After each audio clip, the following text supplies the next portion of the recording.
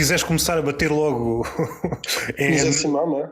Fazer uma noite, o homem não tinha fones para nivelar o som do gravador, ou que era do gravador do áudio da sala, que nós gravámos áudio e gravámos em vídeo também o espetáculo. Para nivelar aquilo, pedimos os fones emprestados, eu tive que sair da noite à pressa, nem sequer consegui acabar a noite, tive que ir para outro sítio. Ficou-me com os fones, ficou-me com uma extensão de uma tomada de eletricidade, uma extensãozita, e ficou-me com um candeeiro que nós também estávamos a usar. O resto, olha, eu consegui trazer mesmo assim. Mas fica aqui a notas, é sinal, quando puderes devolver-me as coisas, fazem-me falta, por exemplo, para gravar podcasts, que agora estamos aqui com este som. Se o som não tiver em condições para quem estiver a ouvir, a culpa é dele. Fica já aqui expresso.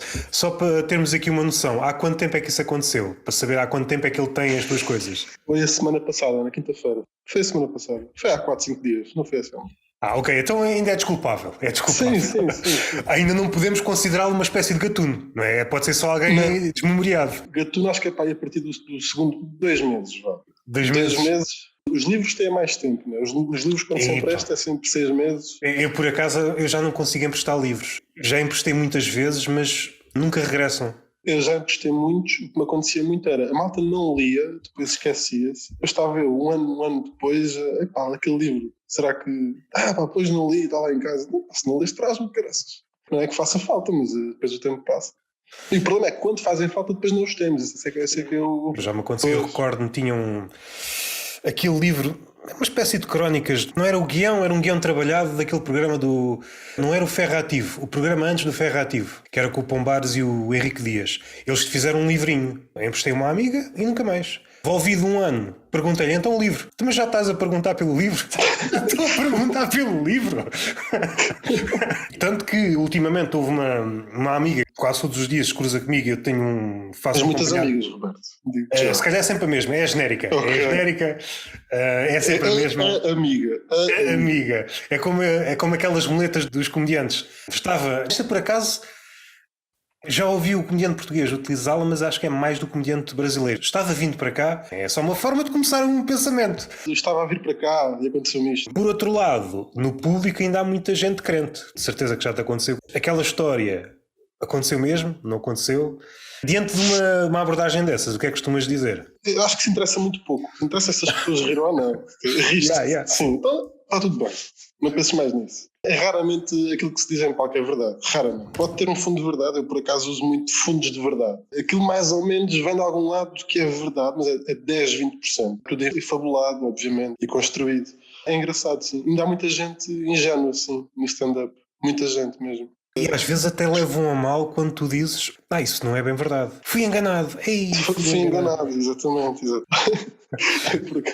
Por acaso aconteceu, eu fui esse gajo agora recentemente com um humorista do Comedy Club, que ele fez um beat sobre, no outro dia fui a Setúbal e fui mandado parar pela GNR, não sei o quê. Eu ingenuamente pergunto, foste a Setúbal? Eu sou de Setúbal.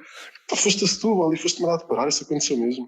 Ele, quer dizer, fui a Setúbal há 5 anos e não aconteceu nada do resto, mas fui a Setúbal uma vez. Ok. Ele terá usado Setúbal porque Setúbal é uma palavra risível? Eu por acaso não associava... É? Eu acho que é. Lembras-te daquela coisa do Rico Fazeres, como é que era? Croquetes até Setúbal, uma coisa assim. Recordo-me vagamente, não sou frequentador assíduo das coisas dele, mas sim, recordo-me vagamente dessa expressão. Adoro, Rico Fazeres é enorme. É o maior humorista deste país, não sei se estamos a par. Tenho as minhas dúvidas, mas... Todos. O Rico Fazeres é adorado por muitos, por boas razões, mas há uma boa razão que não me agrada, que é o lado inofensivo. Há aqui muita gente a gostar de humoristas. No caso dele não é humorista. Não é humorista. Só pelo facto desta característica. Vou continuar a gostar de ti enquanto fores inofensivo. E é preciso muitas aspas, porque o humor, mesmo sendo agressivo, nunca é agressivo. Se o comediante for previsível, é adorado por todos. E isto é quase um contrassenso. Não avançando por aí, como é que o stand-up entrou na tua vida? É aquela pergunta que eu costumo fazer, é a pergunta, às vezes faço, outras não. O teu entendimento, e se já sofreu metamorfoses? Se achavas que o stand-up era assim de uma forma e depois passaste a achar outra? Olha, o stand-up entrou na minha vida pela janela, curiosamente. Bateu-me à porta, mas eu não abri logo, o gajo entrou pela janela, sacana. Acho também que é um tema interessantíssimo para as pessoas, como é que o stand-up entrou na vida de João Alves. Mas enfim, comecei a ver comédia muito novo, comecei a escrever piadas muito novo, e houve uma altura em que estava com os meus 18 aninhos, comecei a mandar textos, porque é isso que eu gosto de fazer, eu gosto de escrever. Tudo me aconteceu na vida por acidente, eu nunca pensei fazer nada do que faço hoje em dia. Comecei a escrever umas coisas, mandava uns e-mails para uns sítios, ninguém me respondia, obviamente. Com 20, 21 comecei a perceber que havia noites de stand-up comedy, havia open mics, dava para ir a palco dizer umas piadas, 5 minutos.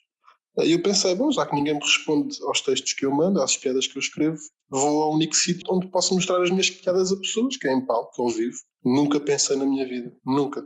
Se tenho o perfil mais afastado daquilo que é um stand-up comedian, não. Nunca pensei estar à frente das pessoas, a tentar fazê-las rir, a tentar falar com elas, quanto mais a tentar fazê-las rir, é outra coisa, outra dimensão da coisa. Portanto, isto foi-me tudo acontecendo um bocadinho por acaso. Comecei a fazer stand-up, era muito mau. Ao fim da 20ª atuação era um bocadinho menos mau. Ao fim de 50 atuações era só mau. Mas fui percebendo que precisava de palco para melhorar e ter palco não é atuar uma vez por mês, ter palco é atuar 10 vezes por mês, 3 vezes por semana, se for preciso. E percebi que para conseguir...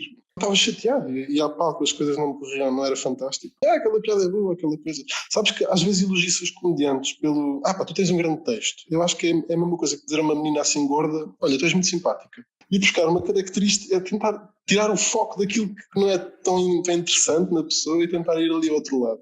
E eu nunca gostei que me dissessem que eu tinha um bom texto. Ou és um bom humorista, ou um bom stand-up comida, não és um bom stand-up. Mas claro, para quem procura validação, que era o que eu queria, foi importante. Mas chateava-me não ser tão bom como alguma malta que eu via. Chateava-me não ser bom. Para mim, não.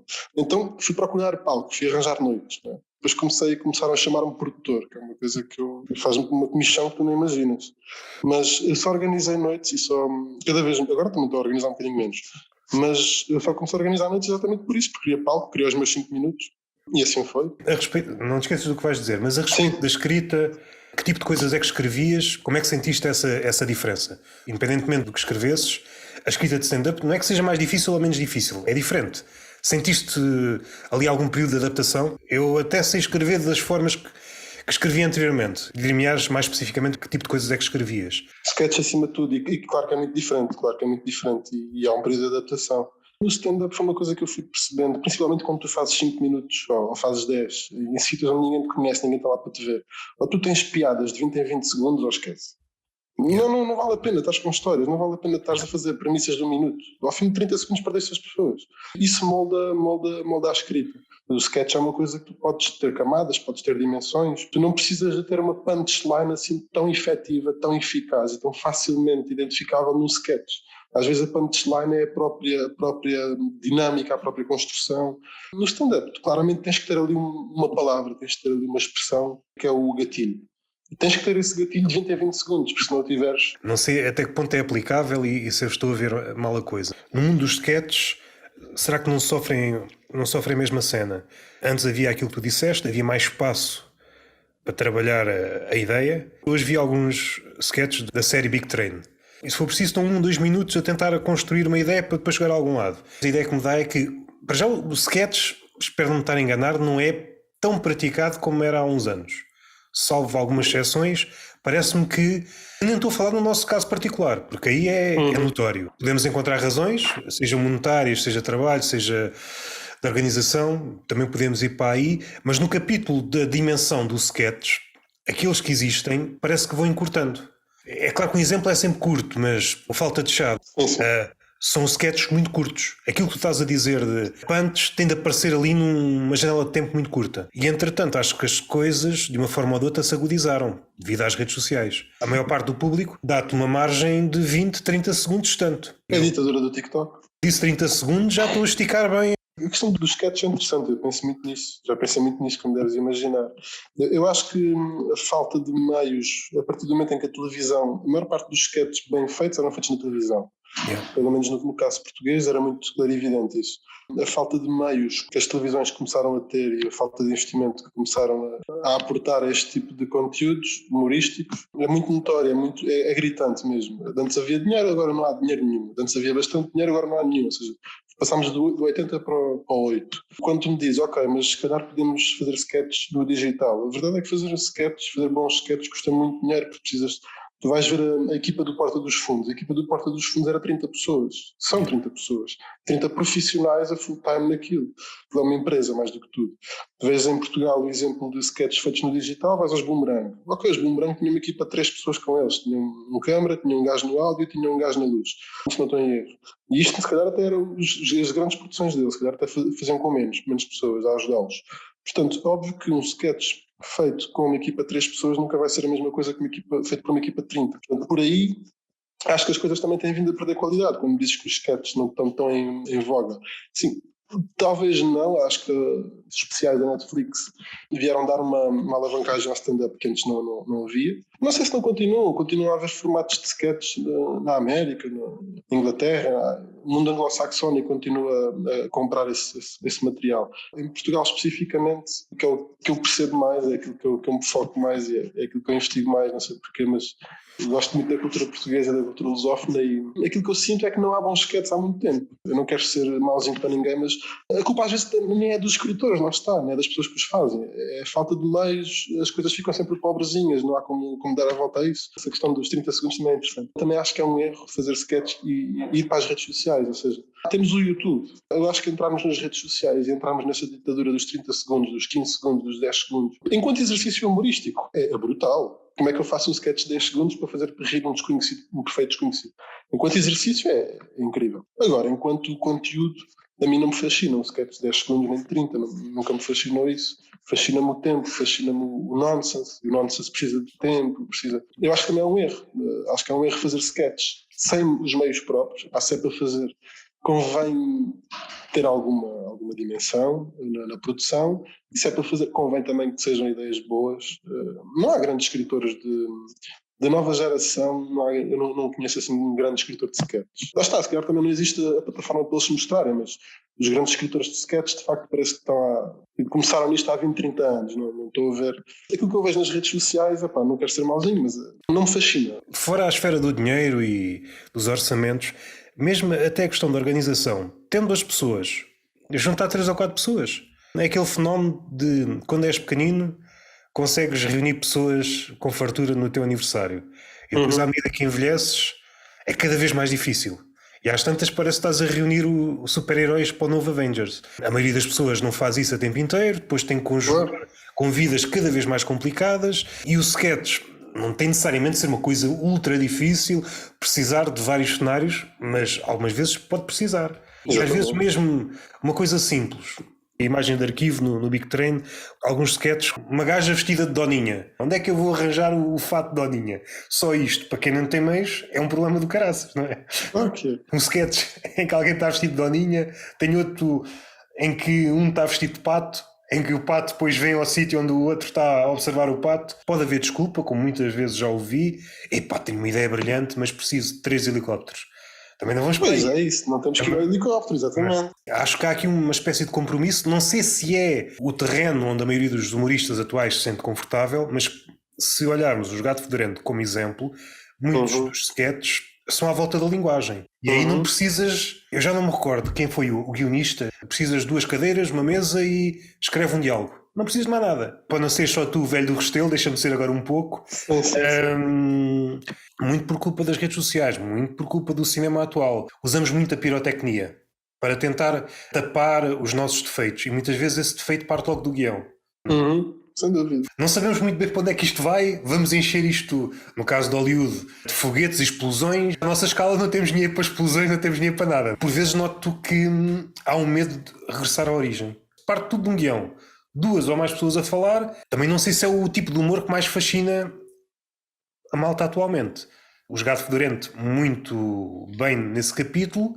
Reconhecemos o valor, mas não sei se é o tipo de humor que interessa atualmente. Tenho as minhas dúvidas. Eu percebo as dúvidas, mas acho que se os Gato Fedorento aparecessem elas no YouTube com um mínimo de qualidade de produção, acho que iam continuar a ser um fenómeno. É óbvio que os consumos mudaram, a maneira como nós vemos coisas e consumimos conteúdos, ou humor, ou o que seja, mudou tudo. Mas há estrelas que quando passam, é impossível não reparar naquilo. Tu deste o exemplo dos gatos como um exemplo de, se calhar, uma coisa que até era relativamente pobre. E eles, para o tempo em que viveram, até era um conteúdo relativamente pobre, cheio de erros. Há sketches deles em que a Pérez está a aparecer no ecrã, no plano. É horrível. Claramente eram coisas feitas com pouco tempo. A questão é que ainda assim, tinha um realizador com um bom material, tinha uma maquilhagenzinha, tinha um gajo do som profissional. Apesar de tudo, não eram assim tão pobres como às vezes eles próprios também querem fazer parecer. Uma espécie de defesa. No entanto, mesmo com pouco tempo, mesmo com poucos recursos, e isto pode levar aspas ou não, dependendo da escola, eles alicerçavam-se num texto que quase sempre é um texto muito bom. Sobreviveu quase tudo. E é que está, mas já agora permite-me interromper. E porquê é que os sketches hoje em dia não são um conteúdo bacana, um conteúdo que a malta consuma? A questão é, diz-me um par de sketches que tenham uma qualidade parecida àqueles, que tenham guiões que possam ser comparáveis àqueles, que tenham textos e ideias e dimensões e camadas que possam ser comparados. Ok, tira o ferro ativo da equação, certo? Tira o ferro ativo da equação. Não há nada de facto, ou seja, será que os sketches acabaram? Porque as pessoas deixaram de consumir sketches? Porque efetivamente não apareceu ainda assim uma coisa, porque a fasquia ficou alta, né? Depois de Gato Fedorento, quer dizer... É claro que isto é sempre um exercício condenado ao fracasso, mas pensar o que é que falta fazer, como se fosse possível responder em meia dúzia de palavras, se pensarmos nos grandes programas de sketches, desde aquilo que nos lembramos, Monty Python, os Gato Fedorento, Big Train, parentesco, mas todos eles são diferentes. Eu não acho nada parecido o Gato Fedorento com o Monty Python, não acho que não tem nada a ver. Tem mais a ver, por exemplo, o Big Train com os Gato Fedorento. A Porta dos Fundos. Eu gostava-me de recordar o nome dessa série da Netflix. Eles fizeram qualquer coisa, não em todos os sketches, acho que era no primeiro e no último. Não sei se em todos os episódios, mas grande parte deles, havia pelo menos um sketch que se aproximava de uma curta. Muito mais longo, e percebias que a estrutura era... Aquilo podia viver separadamente. Não sei se costumas ver curtas, às vezes no YouTube, há muita curta de humor, por acaso é um formato, eu não quero estar aqui a mentir, e de certeza que há alguém a fazer curtas de humor em Portugal. Eu falei há uns tempos valentes com um realizador, estava a falar do terror, que é um género pouco explorado em Portugal, e depois falámos do humor, e ele disse, não, o humor ainda é menos. É engraçado perceber que no cinema há esta escala, o terror é pouco explorado, e o humor, nem se fala. Aquilo que nos chega aos nossos olhos, a nível de mainstream, podes gostar ou não gostar, mas é muito pouco mesmo. O cinema português não é uma indústria fervilhante. Aqueles filmes mais revisteiros, quase... Eu percebo o lugar deles. Olhas para os lados e não vês nada. Talvez em animação haja qualquer coisa. Mas se abris o YouTube, procurares curtas de humor, há mesmo muita coisa a ser feita. E coisas boas. Uma espécie de sketch longo, que em Portugal não está a ser explorado. É como fazer em relação a isso, Roberto? Eu por acaso... Vamos fazer sketches? Sim. O que é que faz amanhã? A ideia é que não cabe bem no sketch, que pode ser humor, mas também pode ser outra coisa, menos mastigável. Não é uma ideia que dê para um filme, dificilmente depois arranjas orçamento, vou bater às portas e nem sei que portas são, e mesmo que saiba eles não me abrem a porta. Uma equipa pequena, tenho esta ideia, escrevo um guião, vamos fazer isto. Não vejo ninguém explorar. O problema é que aí o mundo do cinema também tem regras muito próprias. Sim. A malta do cinema, tal como a malta do teatro, não sei se devia dizer isto, mas eles são um bocadinho snobs, não é? E o stand-up então como uma coisa que é... Eu falava com um conhecidíssimo stand-up comedian português da zona de Lisboa, que também tem uma carreira de ator grande, ou relativamente grande, e ele dizia que desde que começou a fazer mais afincadamente stand-up comedy, ou com mais frequência, começaram a surgir menos trabalhos e menos interessantes no mundo do teatro, ou seja... Eles veem aquilo, tu agora és comediante, já não és um de nós. A malta do teatro e do cinema tem ambos esse problema. Pensam que é malta muito carregada, muito pesada, tudo tem que ser muito, muito denso. Então, tudo que seja assim mais levezinho. O humor não tem que ser sempre leve, e às vezes não é. A questão é que para quem não está predisposto, às vezes, a perceber as camadas, aquilo parece sempre tudo uma galhofice, uma galhofice não existe, não sei se existe a palavra, mas existe agora, que eu disse. O Miyakoto e outros escritores como ele inventam palavras, porque é que tu não podes inventar palavras? Se ele pode, porque é que eu não posso? Grande Miyakoto, grande terra-senhor, grande terra-senhor. No cinema ainda sobe outro grau de arrogância. O humor é uma coisa que não cabe. Faltava-nos um Woody Allen, mas é estranho, o próprio João César Monteiro, quando fazia as coisas... Sim, olha esse é um bom exemplo. Claro que foi o que eu dei. É preciso estares muito equivocado, ou seres muito miúpe, ou seres muito estúpido, para não olhares para o guião de algum filme mais humorístico do João César Monteiro e não, isto é muito bom. E vi essas dificuldades que ele tinha muitas vezes também para fazer as coisas dele, para passar com aqueles guiões e com aqueles filmes pela crítica. Ai meu Deus da crítica. Entramos nas classificações e por vezes ou a classificação fica justa ou fica larga, ou... Claro. Talvez a trilogia As Mil e Uma Noites. Pode não ser tudo humor, mas tem lá partes que eu acho que é no segundo volume, aquilo são 3 volumes, no segundo volume há lá uma parte em que retrata uma cena de tribunal. E aquele diálogo, aquilo é capaz de durar uns 10 minutos, é capaz de ser das coisas mais engraçadas que eu vi no cinema português. O humor, como tu disseste, tem este lado de não dá prestígio. No cinema, tal como nas outras artes, mas acho que no cinema mais, anda tudo à procura de um prestígio. E o humorista também, mas consegue abdicar disso para bem da sua arte. O que é que te levou a fazer este tipo de festival? Loucura. Loucura, ingenuidade, estupidez, falta de noção. Ainda bem que és tu a dizê-lo, senão ficar-me-ia mal. Eu pensei que era uma coisa ousada, mas há pouco comecei a folhear. Não, isto tem mais páginas de loucura aqui. Tem. Aqui em Setúbal há um gabinete de juventude muito porreiro, com gente muito porreira. E eu cheguei à frente com a ideia, fazer aqui uma coisinha. Eles disseram que apoiavam com o possível, um deles.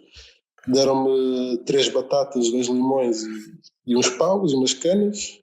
E eu com isso montei com muitos favores, com muita amizade à mistura, muito esforço, algum sacrifício pessoal também, diga-se, mas cada um tem a vida que escolheu. Organizei aqui um par de espetáculos com um podcast ao vivo, um pequeno workshop de stand-up. Não é bem um workshop, é dar um aconselhamento ao pessoal, se quiser escrever 5 minutinhos e ir a palco, dar esse empurrãozito. O trabalho é todo deles, ou será todo deles, ou foi todo deles, depende de quem, quando estiverem a ouvir isto. A ideia foi trazer espetáculos de qualidade aqui à cidade. É uma pena porque as coisas bem feitas realmente só estão em Lisboa e no Porto. Bem feitas. Já há stand-up comedy em muitos sítios, mas há muita gente, já agora também dizer isto, é importante. Eu sei que isto só é ouvido por malta do meio, não sei se isso é bom ou se é mau. Posso dizer que há muita malta do meio que não respeita o stand-up comedy, que não respeita o público do stand-up comedy, e ao fazerem isso quando tu organizas uma má noite de stand-up comedy num bar, onde for, tu estás a destruir 3 vertentes desta indústria.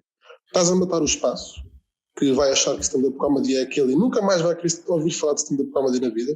Eu tenho a experiência de já ter falado com espaços que já tiveram stand-up comedy organizado por outras empresas ou por outras pessoas há mais tempo, que nem sequer querem ouvir falar de stand-up comedy. E eu percebo porquê, porque às vezes frequento noites menos boas e de facto percebo. Dão cabo dos artistas, porque os artistas atuam em sítios sem condições nenhumas, corre-lhes mal, são devorados pelo público, que nem sequer sabia que havia stand-up ou whatever, e ficam traumatizados e nunca mais fazem, e destroem o público. O público que está interessado em ver stand-up comedy, que vai ver mais noites de stand-up comedy, maus espetáculos, com más condições, com maus alinhamentos, pensam, se stand-up comedy é isto, eu vou gastar o meu tempo e o meu dinheiro no outro lado, claramente. O verbal é clássico. O balé clássico não existe, mas passa a existir agora, porque eu acabei de dizer. E o meu intuito foi trazer espetáculos de qualidade, coisas bem feitas, coisas que eu acho que são boas, pronto, isso é sempre subjetivo. Aqui a Setúbal vou trazer, ou trouxe, não sei, mas organizei aqui um par de espetáculos. Organizei um espetáculozinho de stand-up comedy mais clássico, com 5 ou 6 humoristas. O primeiro espetáculo, que é o José Simão, Caritzis, Cássio Rodrigues, João César, Manuel Jorge Manuel Flex, é o Flex. E estou-me a esquecer de alguém, o Caritzis já disse. Estou-me a esquecer de alguém, mas essa pessoa de certeza que não se importa. Vitor Costa. Exatamente. Pois, isto aqui são sempre em espaços diferentes da cidade. No dia a seguir temos no Auditório Bocage o Pedro Sousa com o Pedro Luzindro e o Afonso Fortunato, portanto um espetáculo que se espera que seja relativamente sólido e de qualidade, e acho que sim, são 3 artistas. São 3 artistas em estágios diferentes, com idades diferentes de propósito. Temos um Afonso muito novinho com 20 anos, que para mim é uma opinião muito subjetiva, eu sei que sim, e há muita gente que vai contorcer-se com isto.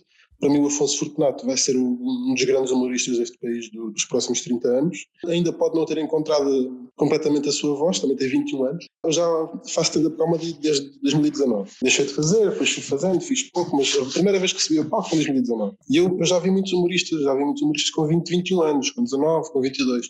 Eu nunca vi ninguém com a capacidade de escrita de piadas e de performance do Afonso com a qualidade. Se ele com a qualidade é o que é, com 25, com 30, quando encontrar a sua maturidade também, que está à procura dela, obviamente, eu acho que o Afonso vai ser um caso mais do que sério. Acho mesmo. Se tivesse que apostar o dinheiro todo, metia o dinheiro todo. Temos o Pedro Sousa, que é incrível. Quem já viu o Pedro Sousa sabe. O Pedro Sousa é muito forte, está com um grande ritmo. E depois temos o Luzindro, que é também não preciso de explicar muita coisa, mas a ideia era ter realmente pessoas com diferentes estágios, diferentes idades e diferentes níveis de maturidade, mas todos com uma qualidade acima da média. Depois temos os Impromix, teatro de improviso, temos um espetáculo também do meu amigo João Marcão, desafiei-o a fazer 30 minutos, estou farto de ver o Marcão a fazer 10 minutos, estou farto, completamente farto. Tenho que fazer 30 minutos e tem que ser aqui em Setúbal. Acho que é o espetáculo, os últimos 2 espetáculos são os mais especiais, são aqueles que me dizem mais também a nível pessoal. E são aqueles espetáculos onde o festival foi montado, ou seja, eu montei o festival para ter estes 2 últimos espetáculos, para mim são os mais importantes, que é o do João Marcão, um showcase chamado Sado, que vai ser feito no Forte de Albraquel, que é um forte junto à praia de Albraquel, junto ao Rio Sado.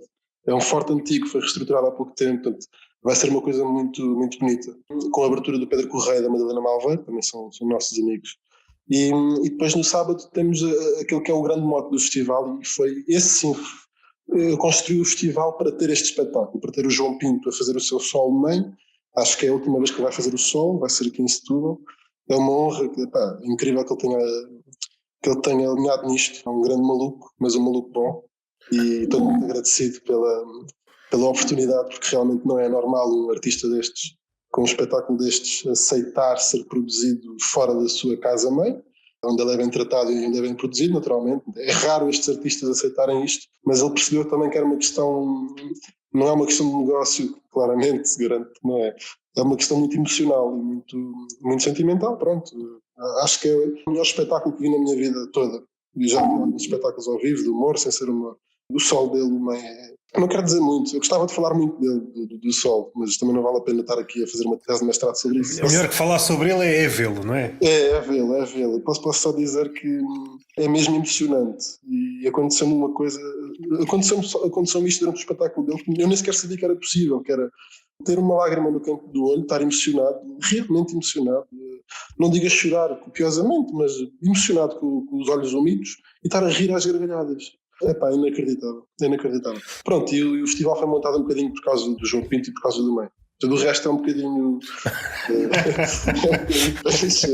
Os outros é tudo chouriços? É isso que estás a dizer? Não é isso. Não se pode colocar o sol do João Pinto ao mesmo nível que se coloca um espetáculo de stand-up comedy normal. Recuando um pouco, o Porto de Lisboa está num patamar à parte no teu sítio.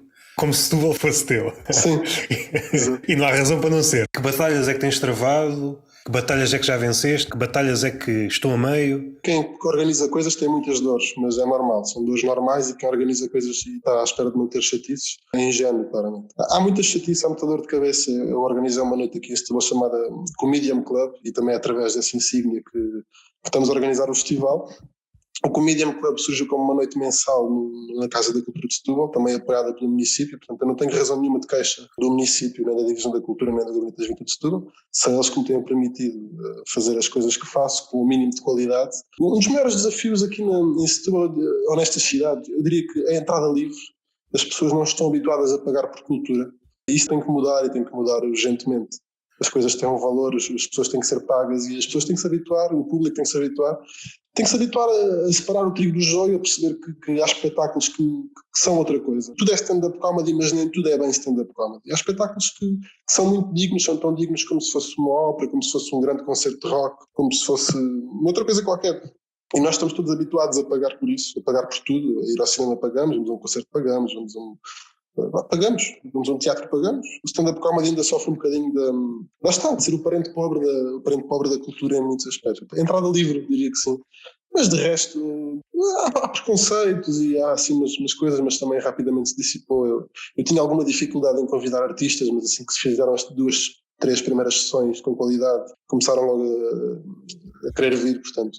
As coisas fazem-se, é um caminho que se vai fazendo. Não sei, não há assim grandes desafios. Acho que os grandes desafios é mesmo da cabeça das pessoas e a malta tem que se habituar também a fazer as coisas bem. Eu uso muita frase que é fazer as coisas certas pelos motivos certos. Acho que isto não quer dizer bem nada, mas fica bem numa t-shirt. Muito bem, como bio do Instagram, sabes? O lema da empresa. Compreendo perfeitamente o que é que essa frase quer dizer. Sobretudo quando vamos ali para a ala mais ativista, muita gente que propala que está a fazer o bem, mas se tu aprofundares a relação com essa pessoa, percebes que não há ali nenhum fundo bom. É apenas uma promoção pela promoção, e tanto podia estar a dizer aquilo como a fazer outra coisa qualquer. Ainda que o humor em princípio não tenha essa aura de querer ajudar o mundo. Estás num meio muito pequeno, também é muito fácil. Eu não sou nada fã do meio português, ou seja, não gosto de... É demasiado pequeno e isso nota-se, ou seja, tu facilmente és cuspido neste meio, porque somos bons humoristas portugueses a rodar pau, a atuar de 15, 10, 20 vezes por mês. Estamos a falar de 20, 30 nomes. Produtores, estamos a falar de 2, 3, 4 pessoas. Portanto, é um meio onde toda a gente se conhece, é um meio muito pequeno, e se tu não respeitares isto, rapidamente vais ser cuspido e rapidamente vai... E por isso é que também às vezes olhas para noites e percebes que são 5 ou 6 pessoas amigas, mas que nenhuma delas bem que garante a noite, e às vezes também não é bem por escolha, às vezes é mesmo porque não há mais ninguém a ir àquele sítio, a aceitar os convites daquela pessoa, ou a ir àquele... Pronto, o que seja. Mas sim, claramente que sim, é uma coisa que... É um meio, uma área onde se apanham os mentirosos e os mais inconsequentes muito rapidamente. Não se pode brincar neste meio, não há muitas primeiras impressões, não há muitas oportunidades. Portanto, ou tu fazes realmente e respeitas isto, ou fazes as coisas seriamente. Depois também esse lado do cómico e do humor, a malta é muito pouco profissional. Essa também é outra que eu também tenho para dizer. Os próprios humoristas são muito pouco profissionais. A malta vai às noites e ainda há muito aquela coisa de vou beber uma caneca e vou para palco e vou bêbado e vou dizer umas caralhadas e vou divertir. Malta, temos que respeitar as pessoas. Tiraram o seu tempo, saíram de casa, agora está um frio do caraças, está a chover. Saem de casa, vestem-se bem, alimentam-se. Fazem um horário para garantir que estão naquele sítio àquela hora. Não podemos fazer barulho quando está o colega a atuar, não podemos estar aí bêbados para os palcos, não podemos estar a ir com 2 frases para o palco, eu vou com 3 frases para o palco e faço 15 minutos. Isso não é nada. Há tanto chegado. Eu vou com 3 frases no guardanapo para o palco e faço ali meia hora de espetáculo. Isso não é nada. E além disso há aqui uma coisa que também pesa, contrariamente àquilo que acontecia, o stand-up há 10 anos ou mais não tinha a força que parece ter hoje. De há 10 anos para cá há muito mais estímulos, há muitos mais sítios, seja virtuais, seja físicos. Há muita coisa para ver. Há muita coisa onde podes gastar o teu tempo. Como tu disseste, não há lugar para segundas escolhas ou para segundas oportunidades. Ou segundas oportunidades. Eu acho que há cada vez menos, sim. Há cada vez menos porque as ofertas são muitas. Tu rapidamente és cilindrado. Tu estavas a dizer, acontece muito. Não conhecendo o meio, mas das histórias que me chegam, é o mundo da televisão. Supondo que até chegas a um sítio porreiro na televisão, se não te adequas ao jogo, rapidamente és triturado. Aquilo que tu estavas a dizer da verdade ou não querendo ser cínico, há pelo menos 2 discursos. Há o discurso oficial e o discurso oficioso. Aquilo que o humorista diz quando acha que está a ser gravado e aquilo que diz quando está fora das câmaras. Aquilo que define o humorista a longo termo é a forma como ele está no jogo. A seriedade com que encara a profissão. Primeiro que se encara isto como uma profissão, desde logo. Yeah. Em Portugal é um jogo curto em que as personagens se conhecem, não é tipo a Guerra dos Tronos, que há milhares de personagens e tu chegas a um ponto que já nem sabes se aquele morreu, se não morreu. Às vezes angustiante, mas é o que é.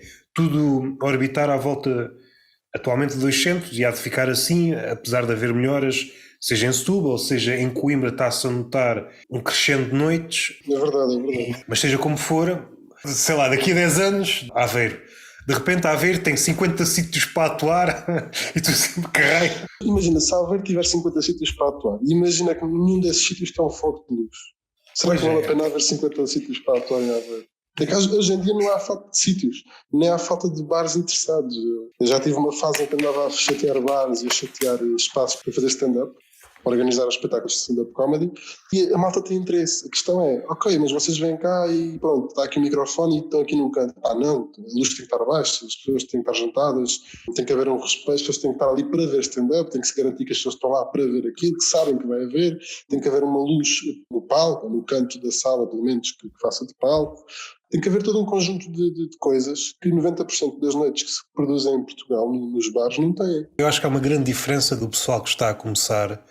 Quando eu digo começar, que tem poucos anos de stand-up, o pessoal que se abalança para fazer noites, não quer dizer que todos tenham esse cuidado, mas eu acho que há uma diferença. Se olhares muito para trás, o único critério é, este bar dá-me sítio para atuar. Depois acontecia aquilo que estavas a dizer, de repente corre mal, é cilindrado pelo público, o que é que aconteceu aqui? Uma cena muito fixe que eu estou a notar no pessoal mais novo. Não conseguia arranjar sítios para dar vazão ao material. E normalmente bloqueava aqui. Nos últimos anos, quase toda a gente percebeu, ok, se não tem sítio para dar vazão ao meu material, tenho que criar um sítio. Se não me abrem as portas, tem de ser eu a abrir portas num sítio qualquer. Atenção, eu já organizei muitas noites de merda, mas exatamente, muitas vezes eu chegava aos sítios, mas eu sempre tive na cabeça o que é que era preciso ter condições. Eu chegava aos sítios e não me garantiam essas condições, por isso é que eu também, hoje em dia, também já não procuro espaços, já não vou a bares, eu cada vez menos quero lidar com bares, quero cortar completamente com isso. Entradas livres, esquece, nunca mais. Também próprio não sou também já cometi erros. Por exemplo, isso que dizes da malta que não tem palco e criar noites, por exemplo, é um bom exemplo. Estou a dizer isto, de repente, isto é um tom horrível, porque parece que estou a dar na cabeça de alguém. Mas, por exemplo, aquilo que eu fiz, não é que eu seja também o supra-sumo da coisa, atenção, não sou mesmo. Tenho muito a aprender, e a de aprender até estar nisto. A questão é, por exemplo, eu criei em Setúbal esta noite do Comida uma vez por mês, em 2022. Foi uma noite, a primeira reunião que eu tive para essa noite foi em agosto de 2020. Tive 5 meses a dialogar e a tratar para garantir que tudo estava nos conformes. Quando chegou à parte de fazer alinhamento, de escolher artistas, a parte que eu tinha reservado na noite era 5 minutos. Eu nunca quis fazer mais do que 5 minutos. Eu organizei uma noite, em 2022, para fazer 5 minutos. E pegava no dinheiro que tinha à minha disposição e contratava pessoas que eu sabia que eram boas para garantir a noite. Porque muitas vezes, o que eu vejo muitas vezes é a malta de facto quer ter palco, e isso é legítimo e procura os palcos, e isso é muito legítimo e tem que ser, empreendedores, não sei o quê. A questão é, depois vais ver os alinhamentos. Quando é que foi o dinheiro? Porque há dinheiro. Quando há stand-up, num bar ou onde seja, à partida há dinheiro. Acho que a malta também não dá para ir fazer stand-up por 50 paus, espero bem que não. Agora, se há o dinheiro, onde é que ele está? Eu acho que é muito melhor nesta fase em que procuras um palco, organizares um bar, garantires um cachê, com condições, claro, garantires um cachê, uma entrada mínima, e pegares nesse dinheiro e pagares a alguém que te garanta a noite, ou algumas pessoas que te garantam a noite, e tu tens os teus 5 minutos numa noite sólida, do que estar a fazer tu e os teus amigos, que têm todos juntos têm 20 atuações, e de repente vão fazer 1 hora para as pessoas. Isso é que vê-se muito e não é muito interessante. Seja, é nesse sentido também que eu digo que a malta tem que ter um bocado de respeito. É tipo, tu vês gajos, eu tenho um grupinho de amigos, já agora também não vou terminar este podcast sem falar do meu grupinho de amigos. A malta também ainda é muito chateada com o nosso grupinho e que não deixamos ninguém entrar nas noites, também tem coisas a dizer em relação a isso. Mas o nosso o que é que acontecia? Onde é que eu estava? O grupinho, organizar noites e ajuda. Devo confessar isto, nós às vezes ficamos muito perplexos com coisas que nos aparecem. Malta que não tem 10 atuações que faz meia hora. Malta que tem 1 ou 2 atuações na vida que vão fazer 40 minutos, vão fazer 20 minutos. Não saem de palco, aquilo não tem graça e ficam em palco, e ficam. Não pode ser, não pode ser. Devia haver uma pistola metafórica que um gajo andava com ela no bolso, pudesse dar um clique, não matar a pessoa nem aleijar, obviamente, mas que ela desaparecesse do palco, sabes? Abrir um alçapão. Daquele cajado que nos Looney Tunes estava alguém no palco e aparecia um cajado vindo não sei de onde, puxava o gajo pelo pescoço. Exatamente. Devia haver. Tão aflitivo, tu veres mau stand-up continuado, tu ver 15 minutos de mau stand-up é a coisa mais deprimente que pode haver.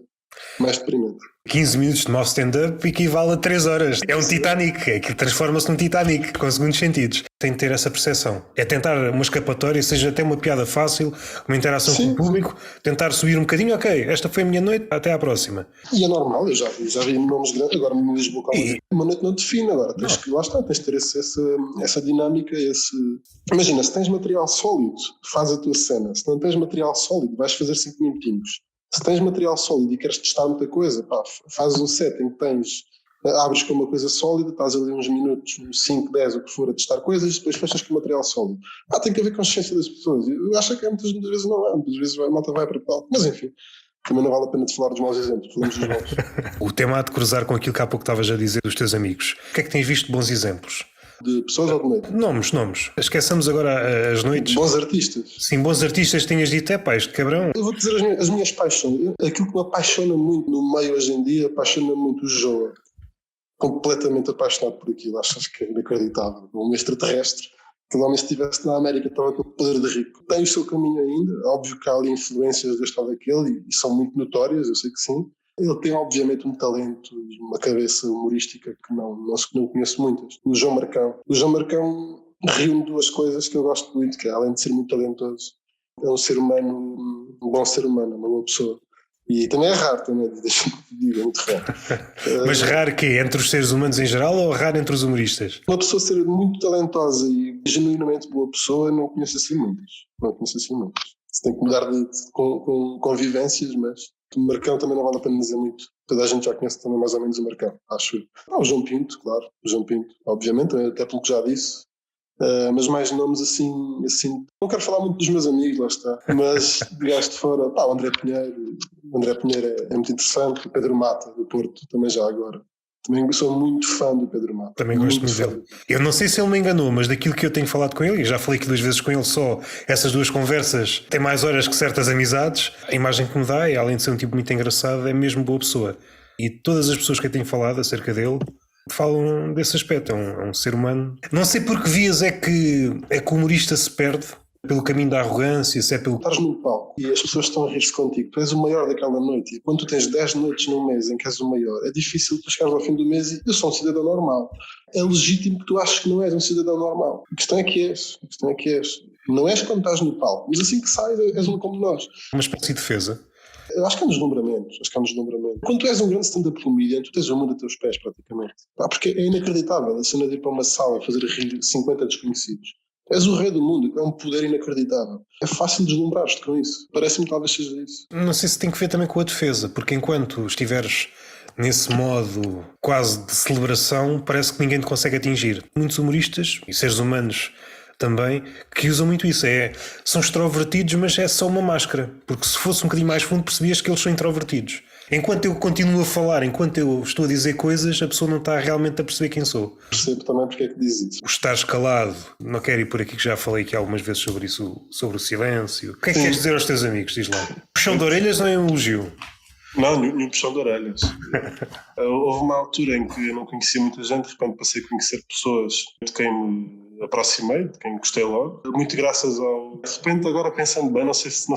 Sabes que a malta dá muito na cabeça, a malta anda sempre a dizer, nós não podemos falar uns dos outros, não podemos atuar juntos e não sei o quê, porque já notaram que a malta se dá.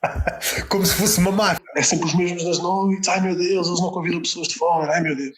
É muito normal, já é muito normal, tu quando tens noite podes chamar os teus amigos, né? Acho que é a coisa mais legítima e a malta não tem nada que ficar chateada com isso. Mas em relação a isso, gostava só que ficasse escrito nas estrelas. A pessoa mais importante, é uma das pessoas mais importantes da minha carreira e talvez da minha vida, é um rapaz chamado Pedro Correia, porque é o agregador de pessoas, portanto ele juntou vários antissociais e de repente pessoas que nunca se conheceriam antes, graças a ele conhecem-se e dão-se muito bem.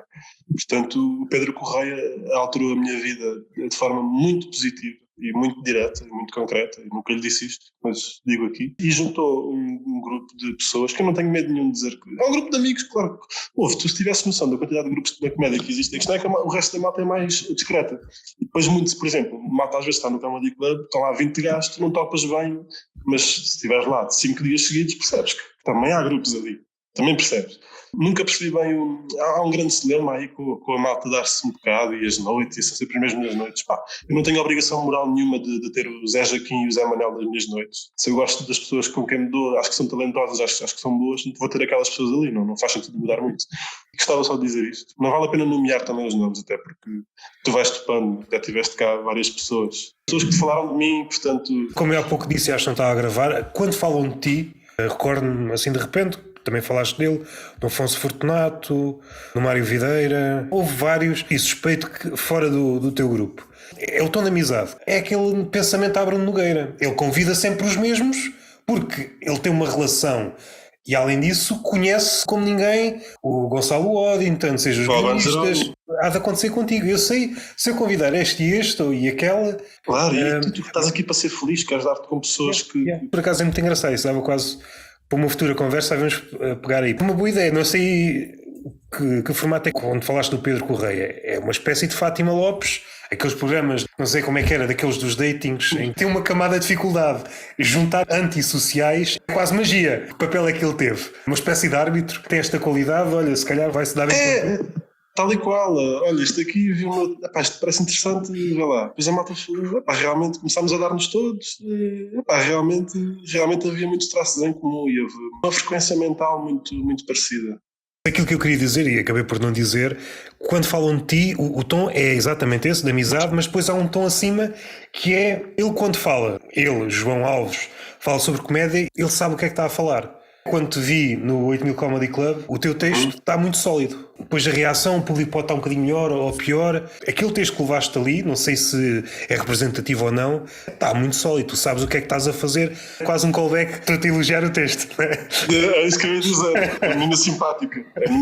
É diferente. Há ali um olhar sobre o texto. As conversas já começam a ser muitas. Uma conversa com a Cátia Domingos, em que ela está a falar do stand-up, e tocámos nessa questão do texto. Quanto a ela, é o calcanhar daquilo do stand-up. E eu estou de acordo com ela. Estou de acordo com ela. Se eu fizer o processo, é claro que é um processo votado ao fracasso e é injusto. Se fizesse este processo mesmo assim, pegasse um texto de stand-up de algum comediante qualquer, que até pode estar a ter bom resultado, passasse novamente para o texto não consegue sobreviver apenas em texto. Não é suficientemente bom. É claro que o stand-up não é só texto, é entrega, etc, etc. Se tivéssemos contentar com o texto, é fraco. Concordo. Podes ter várias leituras. Será que é preciso melhor? Eu sou muito daquela ideia de alguns cineastas, que acho que também já morreu, até porque o guião, o texto não tem prestígio nenhum, seja na literatura, seja no cinema, salvo raras exceções, mas tinha aquela ideia de que estou a fazer um filme, tenho aqui o guião, mas se eu agora quisesse abandonar o filme e ficar só com o guião, isto dava um bom livro. Sou muito partidário desta ideia. Se aplicar isto ao stand-up, eu não vejo grandes textos que pudessem dar grandes livros. Não. Tiras o João Pinto, tiras a ali dúzia de nomes, claro, mas não. O texto ainda não é o principal do stand-up em Portugal. Não temos essa cultura ainda, mas pode ser que apareça. Assim, em jeito da chega final, queres dar alguma recomendação, seja de uma pessoa, seja de alguma coisa que viste? Pode ser comédia ou pode não ser. Pode não ser comédia. Pode. Uma coisa assim que tenha ficado. Sei lá, Milan Kundera, A Insustentável Leveza do Ser. Olha, mas que é? Livro ou... É livro. Casca, processo. Há pouco estavas a dizer uma coisa, foi um bocado inesperado vir-te uma lágrima aos olhos no especial do João Pinto. Foi que há poucos dias, num documentário sobre um stand-up comedian que eu não conhecia quase nada, foi das coisas mais pesadas que eu já vi na minha vida. Pesadíssimo. É referido quando falam da cena de Boston. É muito importante porque deu... A história de vida dele é mesmo uma coisa pesadíssima. E eu não estava à espera, estava assim, eu vou ver aqui um documentário de stand-up, não sei o quê. De repente há ali a meio, e ganda estaladão, mas o estaladão como eu nunca tinha apanhado na vida. E que caraças, pá. Às vezes também faz falta essas coisas, não é? Além dessa parte vá mais da vida pessoal, do stand-up, ele tinha uma coisa muito, muito singular. Quanto mais irritado estava, mais articulado ficava. Normalmente é o contrário. Há pouco revi umas cenas, não é bem igual a mesma cena, mas tem que ver com a raiva. O Andy Kaufman. O Andy Kaufman tinha uma cena que eu acho que se está a perder. Não há paralelo com o Andy Kaufman. Difícil. Tinha uma cena que eu acho que se perdeu no stand-up e até na comédia. Ele nunca dizia isto é uma piada, isto é para brincar. Nunca dizia isto. Há um documentário muito curto, pai de 40 minutos, em que acho que era namorada e uma amiga muito próxima. Dentro desse círculo mais fechado ele dizia, não compreendia. Porque o comediante, quando acredita que na comédia pode entrar num terreno pantanoso, desculpa, isto é uma piada. Aquilo que podia surgir de comédia e daí para a frente, nunca surge. Há malta que anuncia, agora vou uma piada de humor negro, agora vou testar esta piada, agora vou... Malta, digam só as coisas. Isso aí também faz confusão, é uma espécie de prefácio à piada. Porque anunciar as coisas? Imaginando que não fazem essa apresentação à piada, se a piada não corre como eles acham que deve correr, dizem, isto é só uma piada. E eu acho que este lado perdeu-se, este lado de, agora o que é que vai acontecer? Que o Andy Kaufman levava até à loucura. Não é que ele fosse raivoso, como ele era imune à raiva, provocava raiva nos outros, que é muito perigoso quando entras para o lado da raiva e tentar pisar os terrenos da raiva. Nos últimos anos então é terreno que ninguém pisa. E é uma coisa que foi engraçada. Estes dois personagens, tanto esse do documentário Call Me Lucky, é um bom documentário. O gajo ainda é vivo, acho eu. E depois envereda pelo lado do ativismo, mas no caso dele é desculpável. Depois realmente é um ativismo que consegue cumprir. E até não percebo como é que não se fala mais nele. Teve um contributo exemplar no que toca, por exemplo, à pornografia infantil. Se não fosse ele, muitas coisas não tinham acontecido. Esse lado do documentário é pesadíssimo. Uma boa história porque ele no final, não me revejo como vítima. Eu sou apenas uma testemunha. E conseguiu, apesar desse peso todo, conseguiu transcender-se. Aliviando este peso todo... Sim, pá. Não é tão pesadão. Uma figura que eu conhecia, mas não conhecia muito, Eddie Pepitone. Pepitone, será? É aquele músico que os músicos vão ver. Ok, isso há muito o comediante dos comediantes. Sim, eu conheço essa expressão, e essa expressão há variantes em todo o lado. O poeta dos poetas, o escritor dos escritores. Mas eu não sei se gosto dessa expressão. Eu não sei se gosto dessa expressão. Se fosse um artista desses, não quereria ser. Isto quando acontece, por exemplo, entre os poetas, é fácil perceber o que é que ele está a fazer. O poeta é tão bom que já percebeu as convenções, já transcendeu as convenções. E só quem percebe a linguagem é que chega lá. O poeta, que não transcendeu as convenções, ao dizê-lo claramente, está a dizer: este gajo está num patamar à frente. No caso dos humoristas, há aqui uma conotação negativa quando o humorista é humorista de humoristas. Correto, percebo.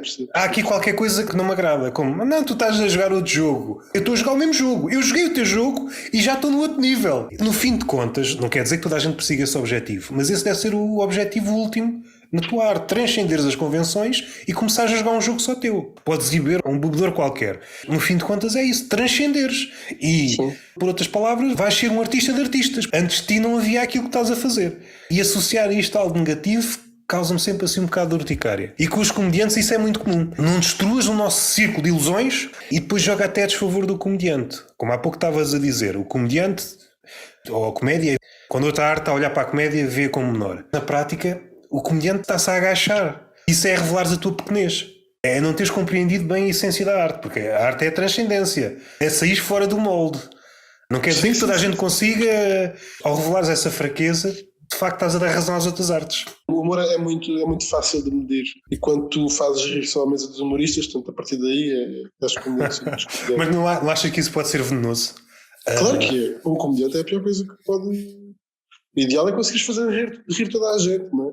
Mas obviamente que há malta que é mais nonsense, mais meta. Pronto, que só quem conhece mais os códigos e as linguagens, ou quem vê muito humor, ou quem mais ou menos trabalha com isso, é que consegue, pronto, chegar lá. Como se fosse uma coisa de, pronto, como se fosse uma coisa para iluminados. Não é só quem está mais habituado a lidar com certos códigos percebe quando se brinca com esses códigos. Não é? E assim, para futuras conversas, dás-me aí um nome?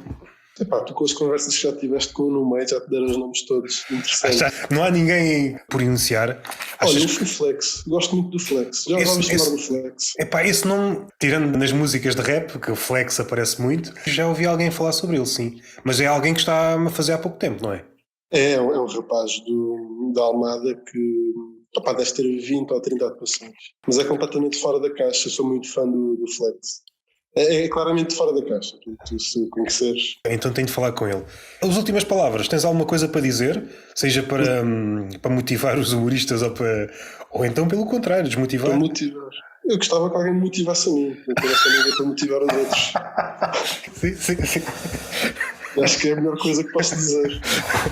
Peço desculpa se ofendi alguém desta conversa ou se deixei alguém melindrado. Espero que não. Não é esse o objetivo. Acho que é continuarmos todos juntos. Diz-me qual é o intervalo do festival? De 6 a 24 de março. Mas os espetáculos são de 10 a 18. Eu vou tentar pôr na próxima semana. E assim... se fosse antes do 17, 18, que são assim aqueles dois mais importantes. Honestamente, ainda não estou à espera propriamente de vender bilhetes ou de ter reservas com o podcast, apesar de ser um grande podcast. Mas... é ouvido por um grupo muito específico. Grupo esse que já conhece o festival, portanto. Eu falo por mim, somos bombardeados por tantas coisas e às vezes, se não apontarmos, corremos o risco de apontarmos tudo e às tantas são muitas coisas e depois não serve nada. Pois. Estamos concentrados em várias coisas hoje em dia, não? Em vez de estarmos concentrados num só, que é o centro de tudo, estamos concentrados em várias coisas. Sim, isso é uma contradição em termos. Só pode estar concentrado numa coisa. O discurso contemporâneo está cheio desses erros. Até isso já é uma luta perdida. Acho que nem vale a pena ir por aí. Se tu dissesse isso a alguém que não está ciente dessa contradição, o tempo que varias a explicar e...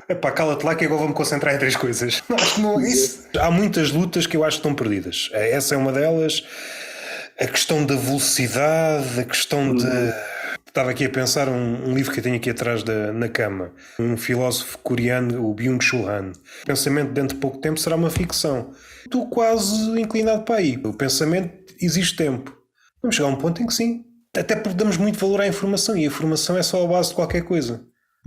E é cada vez mais dúbia e mais difícil também perceber o que é verdade, o que é inverdade. Sim, já não é mentira, agora é inverdade. E além disso, mesmo que consigas aferir a verdade no meio desse joio todo, isso é só o início para uma grande pirâmide, para chegares a uma grande ideia ou para um pensamento, até porque o pensamento é pouco sedutor. Hoje em dia. Andas ali às voltas à procura de uma coisa que podes nunca encontrar. E isso, para a mente da maioria das pessoas, isso é impraticável. Andas a patinar em torno de uma coisa para não chegares a lado nenhum. Uma sociedade da eficácia, o pensamento vai desaparecer. Ok, pensei que ia terminar com uma mensagem positiva. Termino. É esta a mensagem que eu vou terminar esta conversa. A primeira de muitas, gostei muito de conversar contigo. E fica esta mensagem. O pensamento vai desaparecer. O pensamento vai desaparecer e cuidado com a pornografia infantil também já agora. Mas isso não era preciso ouvir este podcast. Vocês estavam à espera de ouvir este podcast para saberem que isto não é permitido, porra. Alguma coisa de mal. É assim, também já não digo nada. Porque se há muita ativista que diz o óbvio com a certeza de que aquilo vai mudar muita gente, coisas do tipo, o racismo é mau, a violação é má. Sim. Se isso realmente muda alguém, porque não? Houve alguém que teve uma vida tão atarefada que nunca tinha sido confrontado com essa afirmação. Olha, sim. Afinal a violação é má. Olha, mais uma coisa, vivendo e aprendendo.